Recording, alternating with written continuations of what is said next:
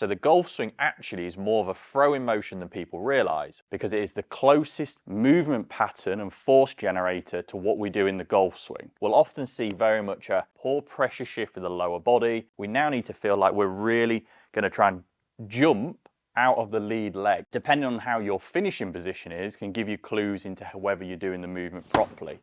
Regardless of what people say, I'm going to show you the best exercise you can do to improve golf performance. I'm going to talk through exactly how and why this transfers to the golf swing. Although there are many exercises that can help performance, any action, any exercise that incorporates a throwing movement is shown to have the closest biomechanical crossover to the golf swing. So the golf swing actually is more of a throwing motion than people realise, but for amateur golfers who struggle to move efficiently, when they do exercises in the gym, we often don't see a crossover to improve golf swing performance. So as we know, throwing exercises are effective, and it's obvious why, because when we're throwing a medicine ball, for example, we can see that we're having to create rotational effort.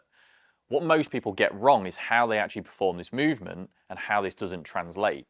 So I can throw this ball in a normal manner, feeling like I'm improving my performance, but that doesn't necessarily mean I'm actually improving the physical qualities and doing the movement pattern that has helped us retrain the movement that we're looking for. So I'm utilising the golf force plates here to help you understand how a certain throwing action, how you interact with the ground to create the force, to create the rotational power, one is not going to be as effective as the other.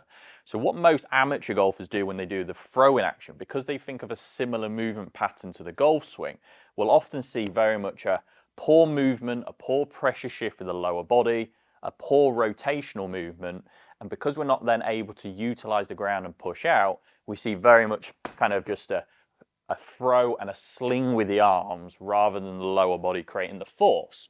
Whereas when we do this more effectively, we do the opposite. So we're creating a bigger shift into the trail hip, we're creating a bigger push into the lead side, we're creating more vertical force, and then that rotational power is going to look very different. So although we're doing two throw-in type actions, how we're generating the force, how we're increasing the vertical force, and that rotational output is going to have a big difference. I'm going to show you the difference between the data so you can see the clear visual, and then we're going to look at how we can improve that. So for the purpose of this analysis, what we're looking at here is a golf swing, and we're going to look at the vertical force graph, which is this blue line. Now we can see here currently, this blue line, this is the lead foot, in this case the left foot. If you look in the top right hand corner, you can see how that percentage of force and how that graph is pushing quite aggressively upwards. And we can see it's more about the timing of when this vertical max effort peaks out, which is currently here. And when we look at this, we can see that this golfer is only lead arm parallel in the downswing. So they've got lots of room and time before they actually make contact with the ball. This is what we see in all good golf swings, where the vertical force peaks out by this point. Some do it a little bit later. We could almost be probably shaft parallel, but what we see with more inefficient movements is that peak graph would be at impact, which is exactly why when we look at really good movers, especially longer hitters and good drivers of the golf ball, their left foot, their lead foot, has fully extended through the ball and left the ground in like a jump motion, because that peak vertical force has happened early in the golf swing. So now if we look at the exercise in the same movement pattern, this is the example of the movement that we don't want to do. When we look at that exact same graph and that same movement, as I start to throw the ball, I'm pushing vertically. But if we look at where that peak force happens, it happens pretty much at the same time I'm releasing the ball. So we know that peak vertical force in this instance is happening too long.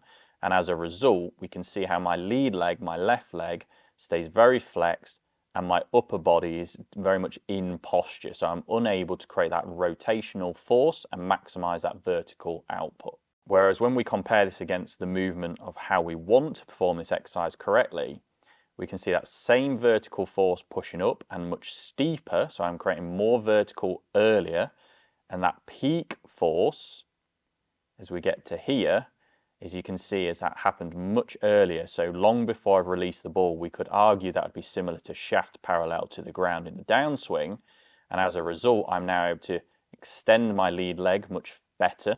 So I'm able to get out the ground, and you can see how the upper body continues to rotate and extend, and I'm getting that better motion through the ball. So essentially, I would have more force in the throwing action, and we'd be able to essentially control the club and create more distance. And this is why doing the same exercise, how it's performed and how we want to focus on it, has a different outcome. So now you understand biomechanically the difference between the two movements, we want to now try and improve that pattern. So the key areas we're looking for, number one, is allowing, because the ball's heavier in the golf club, allowing the feeling like we're moving pressure towards the trail heel and opening up. So we've really now almost a feeling of shifting off the ball, but we're not just shifting sidewards, we're shifting to the trail side a little bit and backwards. So that will create more of that rotational centered. And then the feeling, instead of when we get here of just throwing the arms, almost like a rugby pass, we now need to feel like we've created that motion, like a throw in action, if we're rotating back to be able to unwind and get the fastest moving part of the release of the ball, rather than that action and that force coming just from the hands and upper body. We now need to feel like we're really going to try and jump out of the lead leg. So we're getting that vertical force to happen nice and early. So then the rotation of the body comes through and we let go of the ball through the power from the ground up, as opposed from the power from the top down.